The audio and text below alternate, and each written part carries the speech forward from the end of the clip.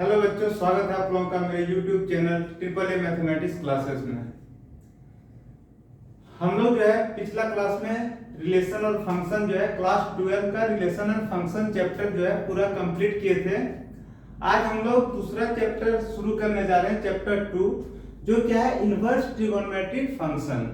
क्या है? Inverse trigonometric function. सबसे पहले देखिए, कोई भी फंक्शन का हम लोग इनवर्स कब निकाल सकते हैं। कोई भी फंक्शन दिया हुआ है उसका हम लोग इनवर्स कब निकाल सकते हैं?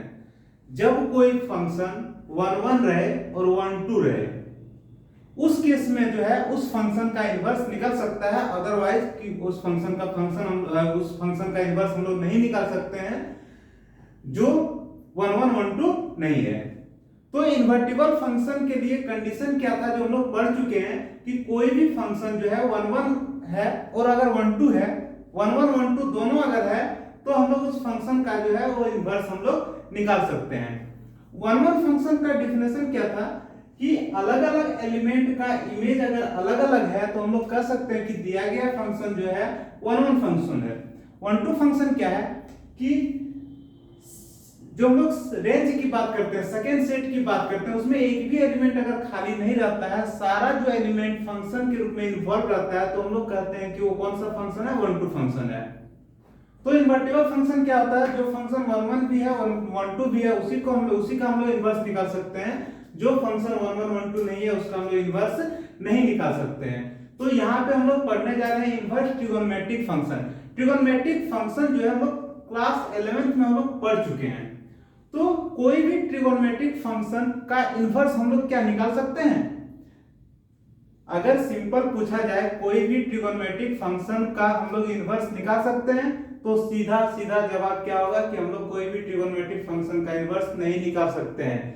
कब तक नहीं निकाल सकते हैं? जब तक उसका एक निर्धारित रेंज न दे रखा हो कि हमें इसी रेंज में लेना है, इससे बाहर हमें नहीं लेना है, तब तक हम लोग जो है वो किसी भी ट्रिगोनोमेट्रिक फंक्शन का इनवर्स नहीं निकाल सकते हैं। तो कोई भी ट्रिगोनोमेट्रिक फंक्शन इन्वर्टिबल होता है, लेकिन वो एक सर्टेन रेंज में होता है। अदरवाइज अगर नॉर्मली पूछा जाए अगर sin x क्या इन्वर्टिबल फंक्शन है, तो नॉर्मल हम लोग कहेंगे नहीं। अगर एक रेंज डिसाइड किया गया है कि इसी रेंज में लेना है, तो फिर उस रेंज में हम लोग देखेंगे कि 1 है कि नहीं है, फिर हम लोग कहेंगे कि दिया गया फंक्शन जो ट्रिगोनोमेट्रिक फंक्शन जो है वो इन्वर्टिबल है। समझ में आ गया? तो यहाँ पे जानना ये जरूरी है कि कोई भी ट्रिगोनोमेट्रिक फंक्शन जो है वो जनरली इन्वर्टिबल नहीं होता है।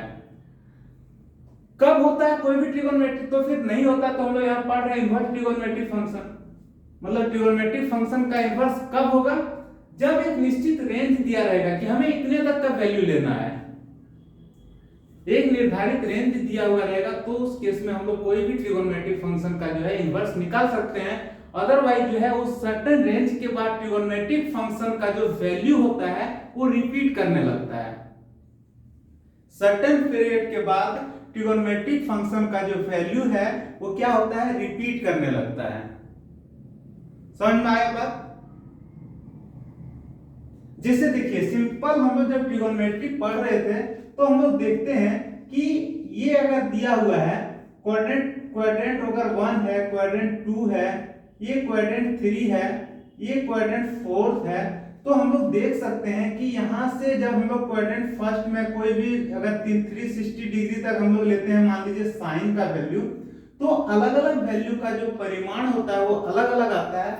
लेकिन जैसे ही वो 1 रोटेशन पूरा कर लेता है, कंप्लीट कर लेता है, उसके बाद क्या होता है? वैल्यू देखिएगा अब रिपीट करने लगेगा। वैल्यू क्या हो जाएगा?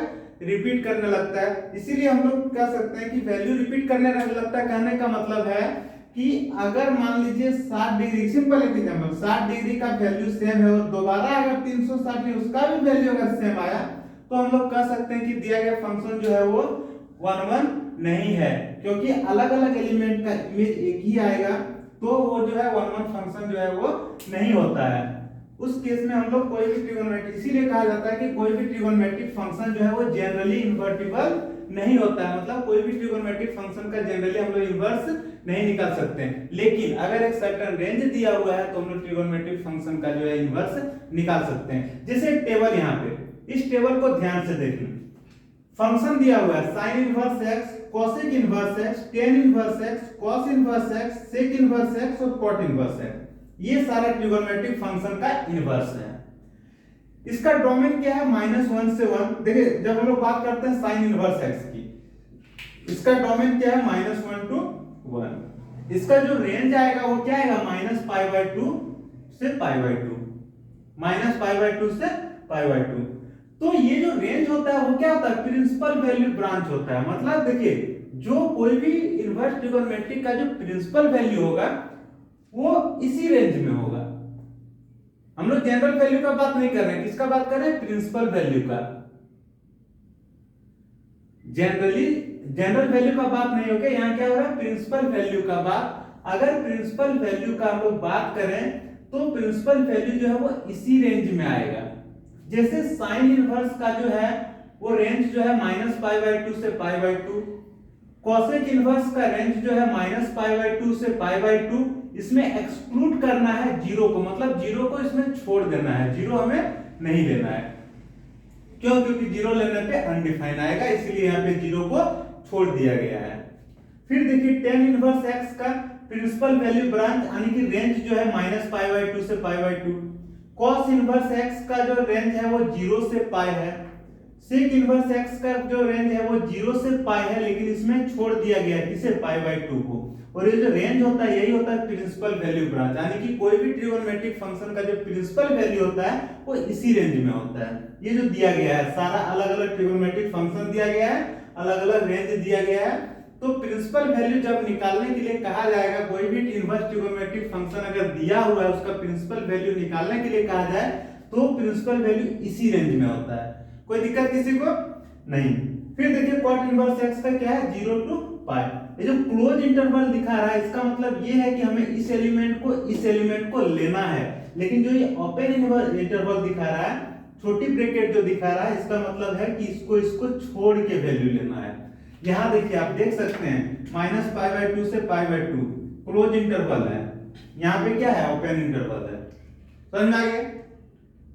हमें तो सिंपल सा हमें क्या ध्यान रखना है कि जब भी कोई सबसे पहला बात है ट्रिगोनोमेट्रिक फंक्शन जो है इन्वर्टिबल होता है एक सर्टेन रेंज में। ये जो रेंज दिया हुआ है वो वही क्या होता है? प्रिंसिपल वैल्यू ब्रांच होता है। ये जो इनवर्स ट्रिगोन हम लोग टेबल के फॉर्म में इसको लिखे हैं, तो सारा इनवर्स ट्रिगोनोमेट्रिक फंक्शन का जो रेंज है वो क्या है? वही रेंज जो है प्रिंसिपल वैल्यू ब्रांच होता है। मतलब ये जो रेंज है वो प्रिंसिपल वैल्यू होता है। मतलब किसी भी ट्रिगोनोमेट्रिक इनवर्स ट्रिगोनोमेट्रिक फंक्शन का अगर प्रिंसिपल वैल्यू निकालने के लिए कहा जाए तो वो इसी रेंज में निकलेगा। समझ में आ गया? अगर इसे और आसानी से अगर आप समझना चाहें, तो हम कह सकते हैं कि कोई भी ट्रिगोनोमेट्रिक फंक्शन जो है अगर पॉजिटिव वैल्यू दे रखा है, क्या दे रखा है? पॉजिटिव वैल्यू दे रखा है, तो हम लोग उसका जो पॉजिटिव वैल्यू आएगा वो एक वैल्यू को लेंगे। अगर किसी भी इनवर्स ट्रिगोनोमेट्रिक का नेगेटिव वैल्यू दे रखा है उस केस में हम लोग क्या करेंगे? देखिए समझिए, अगर कोई इनवर्स ट्रिगोनोमेट्रिक फंक्शन है और पूछ रहा है कि इसका प्रिंसिपल वैल्यू क्या होगा, कोई इनवर्स ट्रिगोनोमेट्रिक फंक्शन है और पूछ रहा है इसका प्रिंसिपल वैल्यू क्या होगा, तो हम लोग प्रिंसिपल वैल्यू कैसे निकालेंगे? सबसे पहले बात है, अगर सारा इनवर्स ट्रिगोनोमेट्रिक फंक्शन जो है पॉजिटिव वैल्यू के लिए बात करते हैं, अगर पॉजिटिव वैल्यू दिया हुआ है तो पॉजिटिव वैल्यू जितना डिग्री या रेडियन का मान होता है वही हम लोग एज इट इज लिख देंगे। लेकिन अगर नेगेटिव के केस में हम लोग क्या करेंगे? नेगेटिव के केस में हमें एक चीज ध्यान रखना है कि अगर साइन, कोसेक और टेन ये तीनों अगर नेगेटिव दिया हुआ है तो उसे नेगेटिव ही रखेंगे। लेकिन अगर कॉस, सेक और कॉट अगर नेगेटिव दिया हुआ है तो उसे हम लोग पाई से घटा देंगे। याद रहेगा? एग्जांपल जब हम लोग सॉल्व करेंगे तो और आसान हो जाएगा, इसे और अच्छी तरह से सीख पाएंगे। लेकिन फिलहाल ये समझ लीजिए कि अगर इनवर्स ट्रिगोनोमेट्रिक फंक्शन अगर पॉजिटिव वैल्यू दे रखा है, उस पॉजिटिव वैल्यू दे रखा है और उसका पूछ रहा है प्रिंसिपल वैल्यू क्या होगा, तो पॉजिटिव वैल्यू के लिए ज्यादा दिमाग लगाने की जरूरत नहीं है। वो जितना डिग्री या रेडियन का मान होता है वही उसका वैल्यू हो जाएगा। लेकिन अगर नेगेटिव है तो नेगेटिव के केस में क्या करेंगे, साइन कोसेक और टेन के केस में नेगेटिव है तो सिर्फ चिन्ह को चेंज कर देंगे, वैल्यू सेम रहेगा, सिर्फ नेगेटिव लिख देना है। लेकिन कॉस सेक और कॉट के केस में हम लोग क्या करेंगे, वैल्यू जो है उसको पाई से घटा देंगे, उसे क्या करेंगे, पाई से घटा देंगे। क्यों, क्योंकि उसका रेंज जो है वो 0 से पाई के बीच में है। समझ में आ गया? कहने का मतलब देखिए, ये समझिए,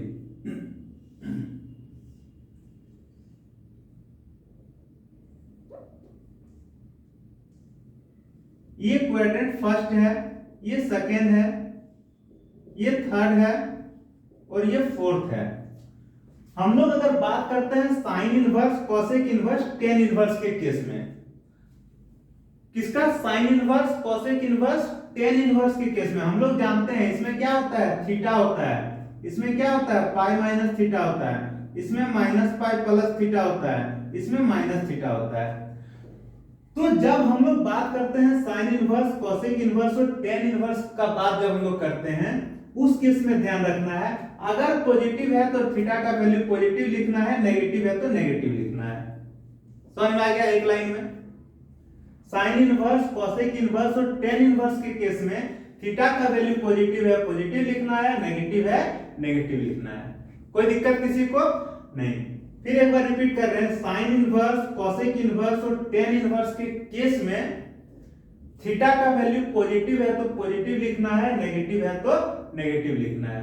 लेकिन जैसे ही हम लोग कॉस इनवर्स, सेक इनवर्स और कॉट इनवर्स की बात करते हैं, उस केस में पॉजिटिव अगर थीटा का वैल्यू है तो पॉजिटिव लिखेंगे, लेकिन अगर नेगेटिव है तो उसे पाई से घटा देंगे।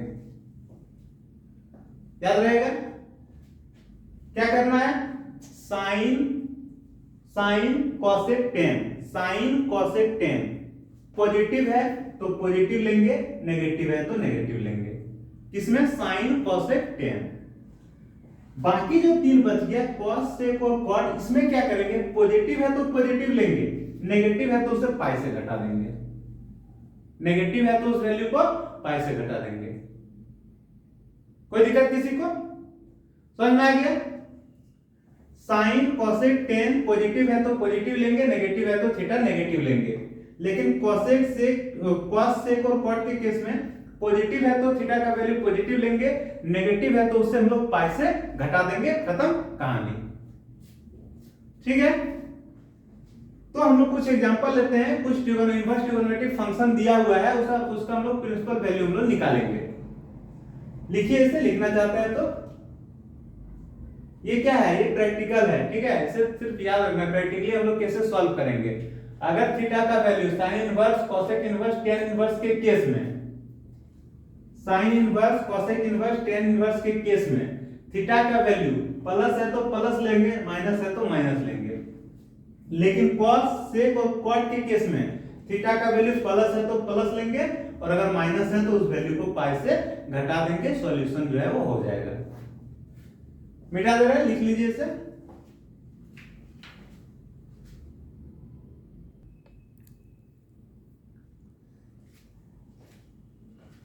यहां पे हम लोग शुरुआत करते हैं इस एग्जांपल से।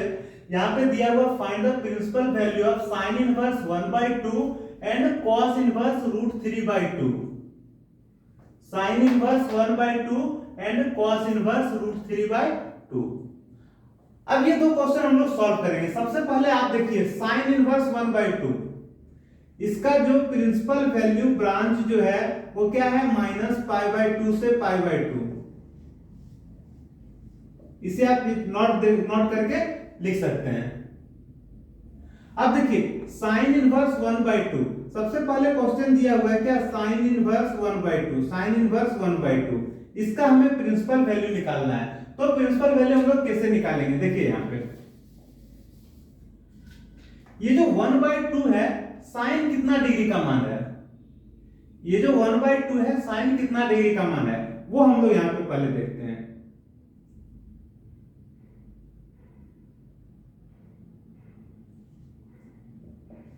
तो हम लोग देखते हैं कि साइन जो है π/6 का जो वैल्यू है वो 1/2 है।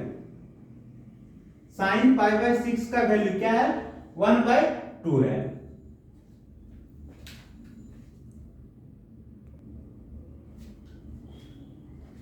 सबसे पहले हमें यहाँ देखना है कि 1/2 है, साइन कितना डिग्री का मान है। तो हम लोग देख पा रहे हैं कि साइन π/6 का जो मान है 1/2 है। साइन π/6 का जो मान है वो 1/2 है, मतलब थीटा का जो वैल्यू है वो π/6 है। थीटा का वैल्यू क्या है? π/6 आया। अब यहाँ पे बोलिए पॉजिटिव है कि नेगेटिव है? पॉजिटिव है, इसीलिए जो प्रिंसिपल जो वैल्यू होगा, प्रिंसिपल वैल्यू जो होगा वो क्या होगा? π/6 होगा। प्रिंसिपल वैल्यू क्या होगा? π/6 होगा। समझ में आ गया? किसी को कोई दिक्कत? यहां पे देखिए cos इनवर्स √3/2, यहां पे अगर हम लोग बात करते हैं cos इनवर्स √3/2, तो आप बता सकते हैं यहां पे कि cos कितना डिग्री का मान √3/2 होता है। तो हम लोग जानते हैं कि cos π/6 का वैल्यू जो है वो √3/2 होता है। cos π/6 मतलब cos 30 डिग्री का जो मान है वो √3/2 होता है। अब यहाँ पे आप देखिए हमें पूछ आने की थीटा का जो वैल्यू आया वो क्या आया? π/6 आया। थीटा का वैल्यू क्या आया? π/6 आया। अब यहाँ पे देखिए ये पॉजिटिव है, क्योंकि ये जो है वो क्या है? पॉजिटिव है। प्लस बी मतलब पॉजिटिव, प्लस बी मतलब पॉजिटिव, ये हम लोग लिख लिया अलग से, ठीक है? पॉजिटिव है। तो जो प्रिंसिपल वैल्यू होगा,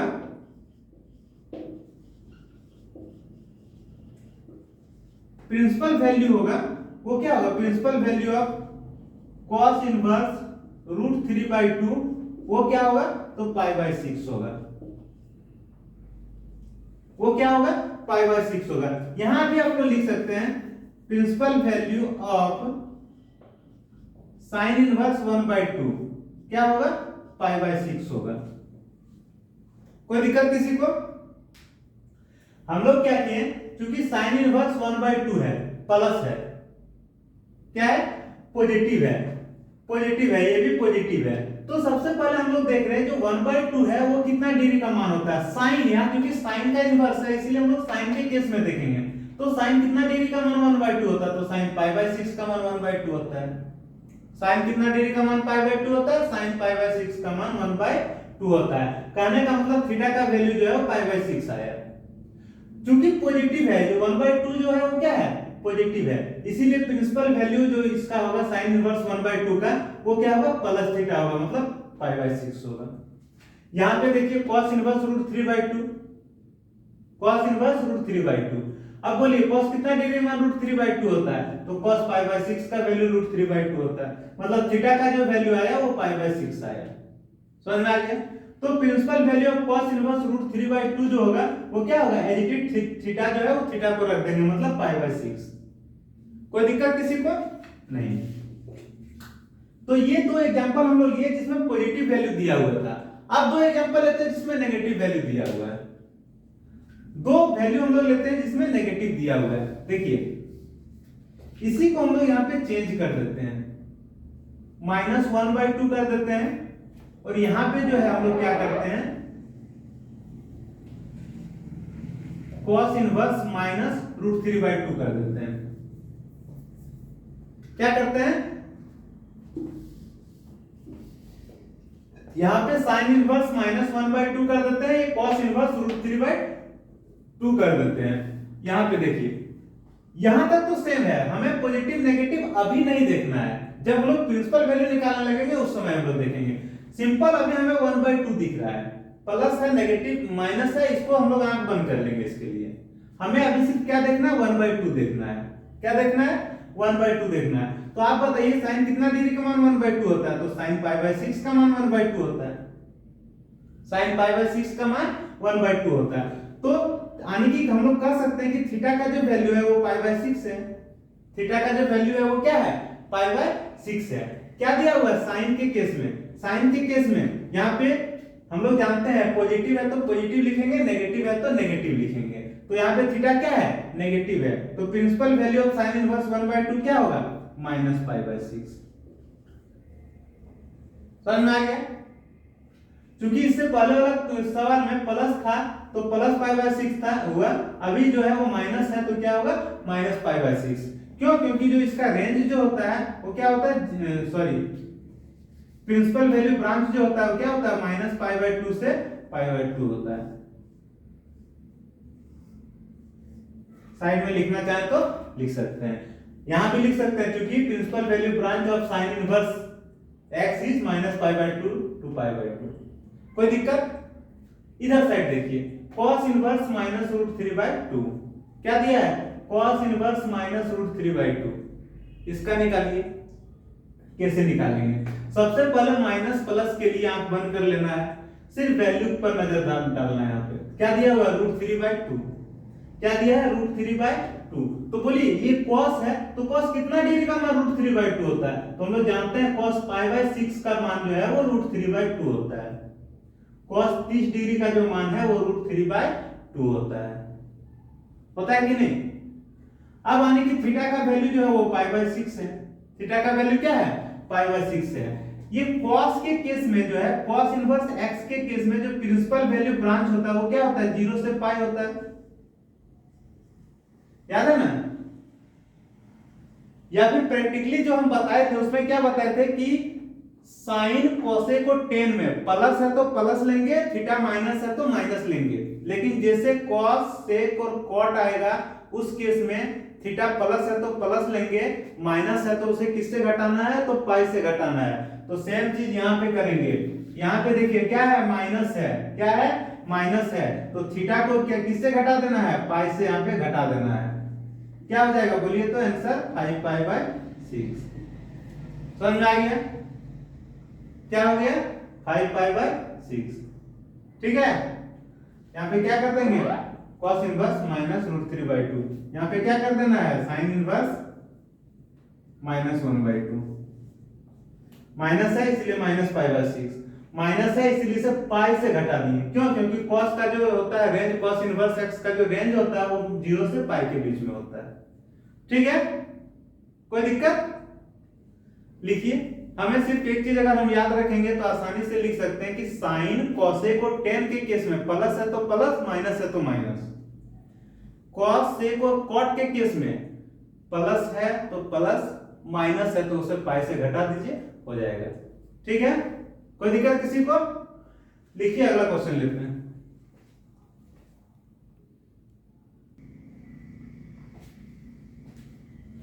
यहां पे देखिए क्वेश्चन दिया हुआ है, क्या दिया है, find the value of cos inverse 1/2 plus 2 sin inverse 1/2। अब देखिए कुछ क्वेश्चन को, कुछ अगर बड़ा क्वेश्चन अगर रहेगा तो उसे सॉल्व करने के लिए हमें एक चीज ध्यान देना है, वो ट्रिगोनोमेट्रिक फंक्शन का जो वैल्यू था वो सारा वैल्यू हमें याद रखना है 0 से 90 के बीच में, जिसे चार्ट द्वारा भी दिखाया गया था जब हम लोग क्लास 11 पढ़ रहे थे उस समय।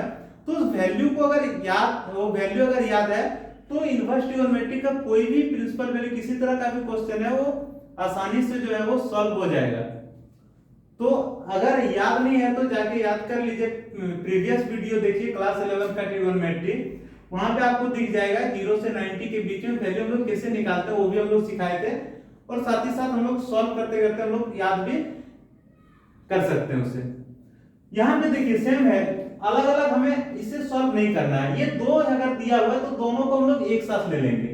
कैसे, देखिए सिंपल सा है, इसको सॉल्व करना है तो यहाँ पे हम लिख सकते हैं cos इनवर्स, क्योंकि 1/2 तो cos कितना डिग्री का मान होता है, 1/2। cos कितना डिग्री का मान 1/2 होता है, तो यहाँ पे हम लोग लिख सकते हैं क्या,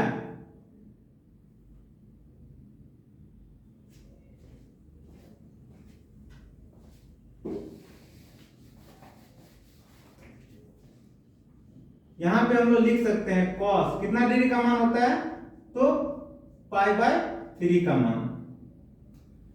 cos कितना डिग्री का मान 1/2 होता है, तो cos π/3 का।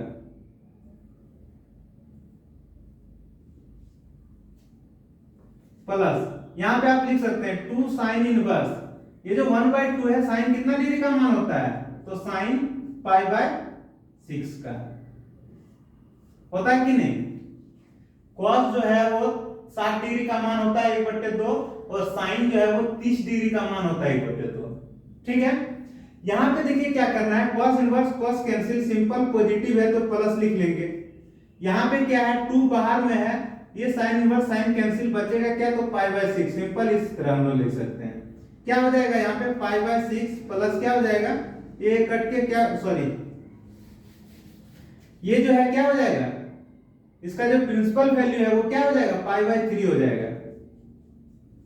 यहाँ पे क्या हो जाएगा, 2 इंटू क्या हो जाएगा, साइन साइन कैंसिल, बचेगा क्या, पाई बाय 6। यहाँ पे क्या हो जाएगा, पाई बाय 6, 2 से कटेगा 3 बार में, मतलब पाई बाय 3 यहाँ भी, पाई बाय 3 यहाँ भी। अगर इसे सॉल्व करेंगे तो आंसर आएगा आपका 2 पाई बाय 3। क्या आएगा, 2 पाई बाय 3। समझ में आ गया, कोई दिक्कत किसी को? तो ये जो था वो पॉजिटिव दिया हुआ था, तो पॉजिटिव वैल्यू हम लोग आसानी से निकाल लिए। इसी में अगर नेगेटिव दिया रहता तो हम लोग क्या करते, इसी में अगर नेगेटिव दिया रहता तो हम लोग क्या करते, उसका भी सॉल्यूशन है। क्या सॉल्यूशन है, देखिए, इसे मिटा दे पूरा। देखिए यहां पे देखिए, यहां आपका दे दिया -1/2, यहां आपका दे दिया -1/2, इसको प्लस ही रहने दिया। अब बोल रहा है इसका वैल्यू निकालना है, कैसे निकालेंगे, देखिए सबसे पहले हम लोग यहां पे लिखेंगे cos इनवर्स, ये जो -1/2 है, cos कितना डिग्री का मान होता है, माइनस को हम लोग बाहर कर दिए, ठीक है। cos कितना डिग्री का मान होता है, बोलिए, cos पाई बाय 3 का वैल्यू, क्योंकि माइनस को बाहर कर दिए, सिर्फ हमें 1/2 पे ध्यान देना है। तो cos कितना डिग्री का मान होता है, पाई बाय 3 का, पाई बाय 3 का, प्लस 2 साइन इनवर्स, साइन कितना डिग्री मान 1/2 होता है, तो साइन पाई बाय 6। कोई दिक्कत यहां तक नहीं। अब यहां देखिए, यहां हम लोग लिखेंगे cos इनवर्स, क्योंकि ये माइनस आ गया, तो cos के केस में अगर वैल्यू माइनस आ गया तो हम क्या करते हैं, उसे पाई से घटा देते हैं। तो यहां पे क्या लिखेंगे, cos pi minus pi by 3। तो इस नेगेटिव का काम जो है वो खत्म हो गया। जैसे ही इस वैल्यू को पाई से घटाएं, नेगेटिव जो है वो हट जाएगा ऑटोमेटिक, ठीक है। जैसे इस वैल्यू को पाई से घटाएं, ये नेगेटिव जो है ऑटोमेटिक हट जाएगा यहां से। यहां देखिए क्या हो जाएगा, +2 sine inverse sine pi by 6। अब बोलिए साइन इनवर्स साइन कैंसिल, सिर्फ क्या बचेगा, पाई माइनस पाई बाय 3।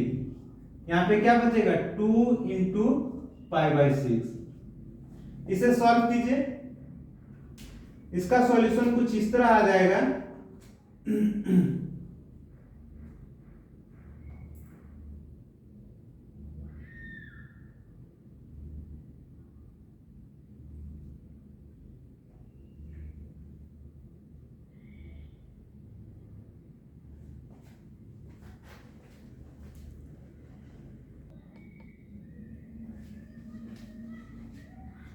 तो इसका सॉल्यूशन कुछ इस तरह आ जाएगा, क्या हो जाएगा, pi minus pi by 3 plus, ये 2 से कटेगा, 2 से कितना बार में, 3 बार में कटेगा, क्या हो जाएगा, पाई बाय 3।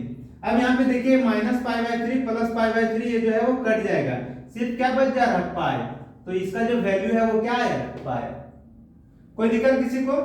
तो समझना यहाँ पे था, क्योंकि ये नेगेटिव वैल्यू था, तो नेगेटिव के केस में हम लोग क्या किए, यहाँ पे नेगेटिव है तो हम लोग क्या किए, इस नेगेटिव वैल्यू, क्योंकि यहाँ cos है तो cos के केस में हम लोग क्या करते हैं, वैल्यू को पाई से घटा देते हैं। वैल्यू को क्या करते हैं, cos के केस में पाई से घटा देते हैं। किस किस में हम लोग पाई से घटाते हैं, cos से cot।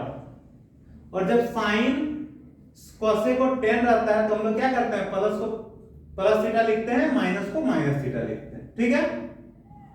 समझ में आ गया होगा, मिटा दें इससे। एक क्वेश्चन और यहां पे,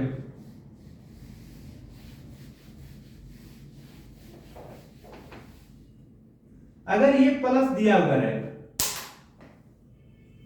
और अगर यहां माइनस दिया है तो हम लोग क्या करेंगे, यहां प्लस है यहां माइनस है, उस केस में हम लोग क्या करेंगे, देखिए उस केस में हमें सिंपल सा लिखना है, cos इनवर्स, cos कितना डिग्री मान 1/2 होता है, तो cos पाई बाय 3 का मान 1/2 होता है, प्लस 2 साइन इनवर्स, यहां माइनस है माइनस लिखेंगे, साइन कितना डिग्री का मान 1/2 होता है, तो साइन पाई बाय 6 का मान 1/2 होता है, साइन पाई बाय 6 का मान 1/2 होता है, करेक्ट। यहां पे देखिए एक बार लिख लीजिए इसे, cos inverse cos pi by 3 plus 2 sine inverse sine, चूंकि देखिए हम क्या बोले, साइन cosec और tan के केस में क्या करते हैं, प्लस थीटा रहता है तो प्लस थीटा लिखते हैं, माइनस रहता है तो माइनस थीटा लिखते हैं। तो यहाँ पे इस चिन्ह को हटाने के लिए हम लोग क्या करेंगे, माइनस पाई बाय 6 लिख देंगे, हो गया काम खत्म। इस चिन्ह को हटाने के लिए हम लोग क्या किए, माइनस को इधर कर दिए। लेकिन यहीं पे cos के केस में हम लोग क्या किए थे, उस वैल्यू को पाई से घटा दिए थे। यहाँ पे क्या किया, माइनस को यहाँ नहीं लिख के इधर ले आए। समझ में आ रहा है? ये देखिए cos cos कैंसिल, सिर्फ क्या बच जाएगा, पाई बाय 3। यहाँ पे क्या हो जाएगा, 2 इंटू साइन साइन कैंसिल, सिर्फ क्या बच जाएगा, माइनस पाई बाय 6। अब यहाँ पे देखिए पाई बाय 3 प्लस माइनस क्या हो जाएगा, माइनस 2 इंटू क्या, पाई बाय 6। 2 से कटेगा कितना बार में, 3 बार में। इसको जब हम लोग सॉल्व करेंगे तो यहाँ पे पाई बाय 3 है, माइनस यहाँ भी क्या बच गया, पाई बाय 3। ये दोनों कट के क्या हो गया, 0। समझ में आ गया? तो cos के केस में माइनस था तो उसका वैल्यू को हम लोग थीटा को पाई से घटा दिए थे। साइन के केस में माइनस है तो माइनस रहने दिए। क्यों? क्योंकि इसका रेंज अलग है, इसका रेंज अलग है। बस उसी थीसिस पे काम कीजिएगा तो सॉल्यूशन आसानी से हो जाएगा। जैसे साइन, कोसेक और tan के केस में प्लस थीटा को प्लस थीटा लिखेंगे, माइनस थीटा को माइनस थीटा लिखेंगे। लेकिन सेक, कॉस सेक और कॉट के केस में प्लस थीटा को प्लस थीटा लिखेंगे, माइनस थीटा को पाई से घटा देंगे। कोई दिक्कत किसी को? इसको लिखिए, एक और क्वेश्चन दे रहे हैं।